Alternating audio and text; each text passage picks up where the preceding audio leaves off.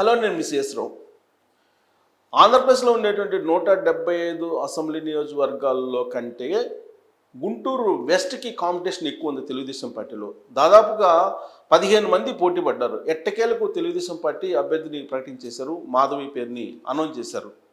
ఇప్పుడు గుంటూరు వెస్ట్ నుంచి వైఎస్ఆర్ కాంగ్రెస్ పార్టీ నుంచి రజని, తెలుగుదేశం పార్టీ నుంచి మాధవి పోటీ చేయబోతున్నారు. వాళ్ళిద్దరిలో ఎవరు గెలిచేటువంటి అవకాశం ఉంది అనే దాని మీద విశ్లేషణ చేసుకున్నాం. దానికంటే ముందు వాళ్ళ ప్రొఫైల్స్ ఏంటి అనేది ఒకసారి పరిశీలిద్దాం. సో నియోజకవర్గంలో వాస్తవంగా నియోజకవర్గంలో ఉండేటి సామాజిక వర్గాల దృష్ట్యా తీసుకుంటే కమ్మ, కాపు, బీసీ ఓటర్లు ఎక్కువగా అక్కడ ఉంటారు. 2019లో టీడీపీ నుంచి మద్దాలగిరి విజయం సాధించారు. ఇది నియోజకవర్గం యొక్క ప్రొఫైల్. సో అక్కడ మద్దాలగిరి గెలిచిన తర్వాత 2019లో ఆయన వైఎస్ఆర్ కాంగ్రెస్ పార్టీలోకి జంప్ అయ్యారు. ప్రస్తుతం ఆయన వైఎస్ఆర్ కాంగ్రెస్ పార్టీలో ఉన్నారు. చిలకలూరుపేట ఎమ్మెల్యే విడుదల రజని గుంటూరుకు ట్రాన్స్ఫర్ అయ్యారు వైఎస్ఆర్ కాంగ్రెస్ పార్టీ తరఫు నుంచి.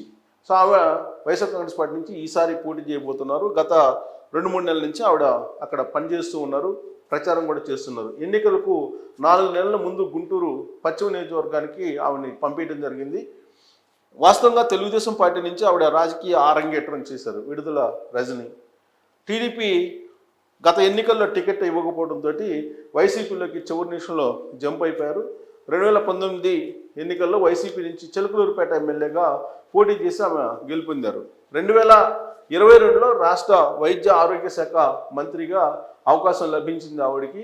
ప్రస్తుతం మంత్రిగా ఉన్నారు. చిలకలూరుపేట నియోజకవర్గంలో వైసీపీ నాయకుల నుంచి బాగా వ్యతిరేకత ఉంది.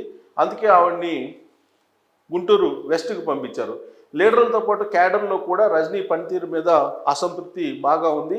అది గమనించినటువంటి జగన్మోహన్ రెడ్డి ఆమెను గుంటూరుకి బదిలీ చేశారు. విడుదల రజనీ పైన తాజాగా అవినీతి ఆరోపణలు కూడా ఉన్నాయి. ఆరోపణలతోటి ఇప్పుడు ఉక్కిరి బిక్కిరి అవుతున్నారు. దాంతో గుంటూరు వెస్ట్లో కూడా ఆమెకు ఓటమి ఖాయమని చెప్పి ఇప్పుడు తాజాగా చర్చ జరుగుతోంది. సో దాంతో ఆవిడ గుంటూరు వెస్ట్లో కూడా ఇప్పుడు ఎదురుతున్నట్లు కనిపిస్తుంది, రాజకీయ వర్గాల్లో వినిపిస్తుంది కూడా.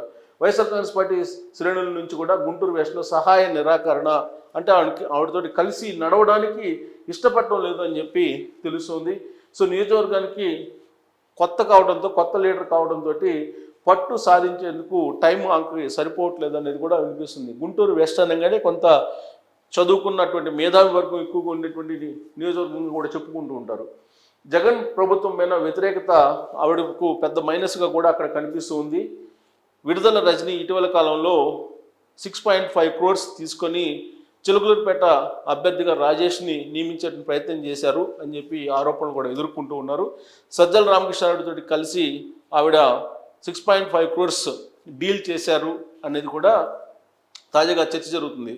సో ఇప్పటి వరకు ఆవిడ గుంటూరు వెస్ట్లో ప్రచారం చేస్తున్నప్పటికి కూడా సానుకూలమైన స్పందన లభించలేదు. ఇలాంటి తరుణంలో తెలుగుదేశం పార్టీ ఆచితూచి దాదాపుగా 15 నుంచి 18 మంది అభ్యర్థులు పోటీ పడితే మొత్తం మీద స్క్రూటినీ చేసి IVR అనేటువంటి టెక్నాలజీ ద్వారా ఒక అభ్యర్థిని ప్రకటించడానికి ఆమె పేరు మాధవి, పిడుగురాళ్ళ మాధవి. ఆవిడ ఎవరు అని అంటే వికాస్ హాస్పిటల్స్ డైరెక్టర్గా ఉన్నారు. సేవా కార్యక్రమాల్లో బాగా పాల్గొంటారు. సేవా కార్యక్రమంలో పాల్గొని ఆమె మంచి పేరు సంపాదించుకున్నారు అనేది ఆ నియోజకవర్గంలో ఆవిడకి పేరుంది.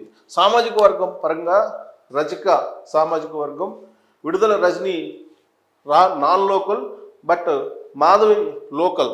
అదే పెద్ద ప్లస్ పాయింట్ మాధవికి అని చెప్పి రాజకీయ వర్గాల్లో ఇప్పుడు చర్చ జరుగుతుంది. విడుదల రజనీతో పోల్చుకుంటే మాధవికి క్లీన్ ఇమేజ్ ఉంది అని చెప్పి చెప్పచ్చు. 2019 జగన్ హవాలో కూడా గుంటూరు పశ్చిమలో వాస్తవంగా తెలుగుదేశం పార్టీ విజయం సాధించింది. తెలుగుదేశం పార్టీ అడ్డాగా ఆ నియోజకవర్గాన్ని చెప్పుకుంటూ ఉంటారు. తెలుగుదేశం పార్టీ, జనసేన, బీజేపీ కూటమి హవా ఈసారి ఉంటుంది అని చెప్పి భావిస్తూ ఉన్నారు, అంచనా వేస్తూ ఉన్నారు. దానికి ఆధారంగా మనం గత ఎన్నికల్లో ఏ పార్టీకి ఎన్ని ఓట్లు వచ్చాయనేది మనం కనుక పరిశీలిస్తే కనుక 2019 ఎన్నికలు అంటే గత ఎన్నికల్లో మద్దాలగిరి తెలుగుదేశం పార్టీ నుంచి ఆయన పోటీ చేశారు. ఆయన సాధించినటువంటి ఓట్స్ బ్యాంకు 41.15. అంటే తెలుగుదేశం పార్టీ బాగా బలహీనంగా ఉన్నటువంటి రోజులు అవి 2019 ఎన్నికలు. అప్పుడు 41.15 వచ్చే ఓట్ బ్యాంకు. ఆ ఎన్నికల్లో వైఎస్ఆర్ కాంగ్రెస్ పార్టీకి 38.68 మాత్రమే వచ్చాయి. దాదాపు 10%. తెలుగుదేశం పార్టీకి. సో జనసేన పార్టీకి 15.96%, అంటే చెప్పుకోదగ్గ 15.96% అంటే జనసేన పార్టీకి కూడా బాగా వచ్చాయి లాస్ట్ ఎలక్షన్ అప్పుడు. సో ఇక 2014 తీసుకుంటే వేణుగోపాల్ రెడ్డి పోటీ చేశారు తెలుగుదేశం పార్టీ నుంచి, అప్పుడు 46% వచ్చింది తెలుగుదేశం పార్టీకి. వైఎస్ఆర్ కాంగ్రెస్ పార్టీకి 35.55 మాత్రమే వచ్చింది. 2009 ఎన్నికలు తీసుకుంటే 2009లో కూడా ముక్కోణ పోటీ జరిగింది. అప్పుడు కాంగ్రెస్ నుంచి కన్నా లక్ష్మణ్ పోటీ చేశారు, 34.59. తెలుగుదేశం పార్టీకి 32.3, లోయెస్ట్ పర్సంటేజ్ ఆ ఎన్నికల్లో 2009 ఎన్నికల్లో. ప్రజారాజ్యం పార్టీ నుంచి తులసి రామచంద్ర ప్రభు పోటీ చేశారు, ఆయనకి 26.32. అంటే ఇక్కడ ప్రజారాజ్యం పార్టీకి కానీ గత ఎన్నికల్లో జనసేన పార్టీకి కానీ కొంత ఓట్ బ్యాంక్ కనిపిస్తుంది, 15% అబో కనిపిస్తుంది. కాబట్టి ఈసారి ఎన్నికల్లో జనసేన తెలుగుదేశం పార్టీ కలిసి పోటీ చేస్తున్నాయి కాబట్టి, బీజేపీ కూడా ఉంది కాబట్టి కూటమిలో, ఈసారి పర్సంటేజ్ పార్టీ లాస్ట్ ఎలక్షన్లో వచ్చినటువంటి 41.15 కన్నా కూడా ఎక్కువగా తెలుగుదేశం పార్టీ డ్యామ్ షూర్గా గెలిచేటువంటి అవకాశం ఉంది అనేటువంటి ఒక అభిప్రాయానికి రావచ్చు గత ఎన్నికల్లో వచ్చినటువంటి ఓట్ షేర్ని బేస్ చేసుకొని. అయితే తాజాగా పైనీర్ సంస్థ చేసినటువంటి సర్వేని కనుక తీసుకుంటే ఫిబ్రవరి 1వ తారీఖు నుంచి ఫిబ్రవరి 14 వరకు చేసినటువంటి సర్వే అంటున్నారు ఇది. దాని ప్రకారం గుంటూరు లోక్సభ తీసుకుంటే గుంటూరు లోక్సభతో పాటు దాని పరిధిలో ఉండేటువంటి అసెంబ్లీ సెగ్మెంట్స్ అన్నీ కూడా తెలుగుదేశం పార్టీ జనసేన స్వీప్ చేసేటువంటి అవకాశం ఉంది. ఒక తాడికొండలో మాత్రం కీన్ కంటెస్ట్ అని చెప్పి అంటున్నారు. అలాగే గుంటూరు తూర్పు ఈస్ట్ వచ్చేసి కీన్ కంటెస్ట్ అంటున్నారు. ఇప్పుడు మనం గుంటూరు వెస్టర్న్ తీసుకుంటే తెలుగుదేశం పార్టీ జనసేనకి చాలా క్లియర్గా ఎడ్జ్ ఉందని చెప్పి ఆ సర్వే సంస్థ కూడా చెప్తూ ఉంది. సో రాబోయేటువంటి రోజుల్లో వీళ్ళిద్దరిలో ఎవరు గెలిచేటువంటి అవకాశం ఉంది, పిడుగురాళ్ల మాధవి అలాగే రజని అని అంటే డ్యామ్ షూర్గా పిడుగురాళ్ల మాధవి తెలుగుదేశం పార్టీ నుంచి గెలవబోతూ ఉన్నారు అనేది 100కి 100% చెప్పొచ్చు, విశ్లేషణ కూడా చేసుకోవచ్చు. ఎందుకనంటే విడుదల రజనికి మైనస్ పాయింట్స్ చాలా ఎక్కువగా ఉన్నాయి. ఫ్రెష్ క్యాండిడేట్ పిడుగురాళ్ల మాధవి, ఆవిడకి ప్లస్ పాయింట్స్ చాలా ఎక్కువగా కనిపిస్తున్నాయి. విడుదల రజనికి మైనస్ పాయింట్స్ చాలా ఎక్కువగా కనిపిస్తున్నాయి. దానికి తోడు గుంటూరు వెస్ట్ తెలుగుదేశం పార్టీకి సంబంధించి అడ్డాగా ఉంది, ఓట్ బ్యాంక్ కూడా ఆ పార్టీకి ఎక్కువ ఉంది. ప్లస్ ఇప్పుడు వాస్తవంగా గుంటూరు వెస్ట్ ఆల్పాటి రాజా ఎక్స్పెక్ట్ చేశారు, కానీ చివరి వరకు ప్రయత్నం చేసినప్పటికీ సామాజిక ఈక్వేషన్లో ఆయనకి గుంటూరు వెస్ట్ లభించలేదు. రజక సామాజిక వర్గానికి ప్రత్యేకించి బీసీ సామాజిక వర్గానికి అక్కడ అభ్యర్థిత్వాన్ని కట్టబెట్టాలని తెలుగుదేశం పార్టీ భావించింది.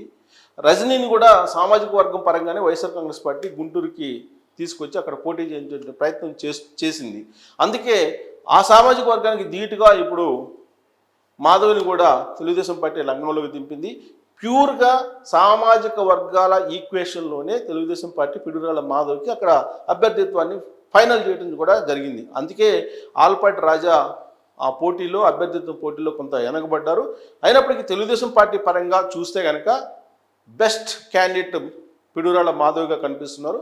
రాబోయేటువంటి రోజుల్లో ఖచ్చితంగా ఆవిడ విన్ అయ్యేటువంటి అవకాశం ఉంది అనేది సర్వేలు చెప్తూ ఉన్నాయి, రాజకీయ ఈక్వేషన్స్ కూడా కనిపిస్తూ ఉన్నాయి. Thank you very much.